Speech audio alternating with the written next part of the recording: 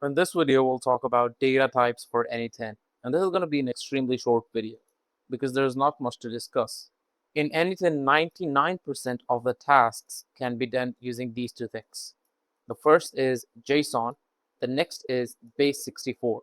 We already learned about Base64 in the last video. We saw how you can convert an image to a Base64 string.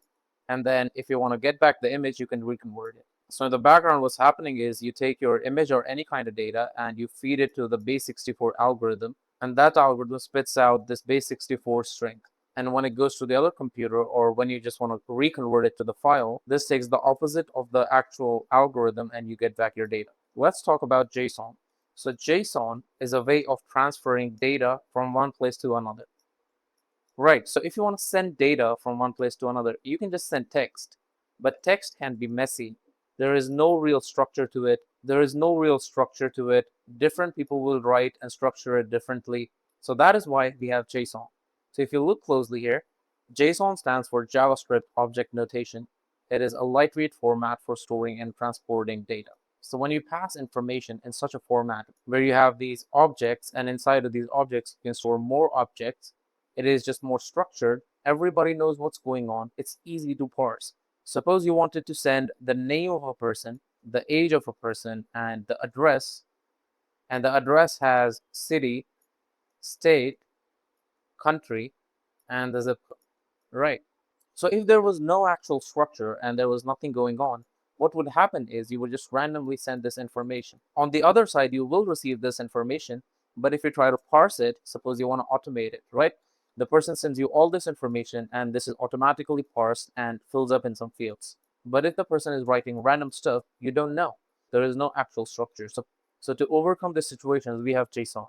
It is language independent. You just have these fields defined. You can have anything in it. It is easy to parse and it's structured. It is structured in an array. There is nesting and there are object hierarchies.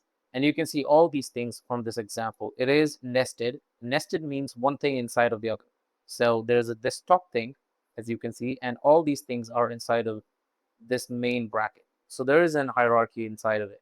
So when you're dealing with data in N8N, most of it would be JSON. And one of the websites you can keep in mind is this JSON formatter. And there are unlimited JSON formatters. You can search on Google and you will get probably one of them. So you can just use it. You can have this JSON beautifier. Suppose I take this data and go to the beautifier and paste it. Now you can see what's actually going on. You have this main object with 5 things in it, as you can see, 1, 2, 3, 4, and 5. And this is inside of the 5th one. So there are only 5. Inside of the object, you have name, you have age, you have this is student, which is false. Then you have these 2 skills. So this is an array. The square bracket means an array. And then you have this address object. And inside of this, you have 2 more things. So if you have an extremely big JSON, which you can have when you're using Comfy UI and all these things, you can use this JSON viewer to actually see what's going on and get a better idea. And when I add it to the actual formatter, you see nothing changed because it's already formatted. So now I have made some error when I was deleting stuff, and you can see it also tells me where is the error. So it's telling me the error is here, right? So I'll actually make a gap here, and I think I removed this comma from here. And now if I paste this back and refresh it, you will see that it's beautifying it properly. So this is the thing that I entered, and it gave me the perfect JSON. So that is going to be all for this video. I'll see you in the next one.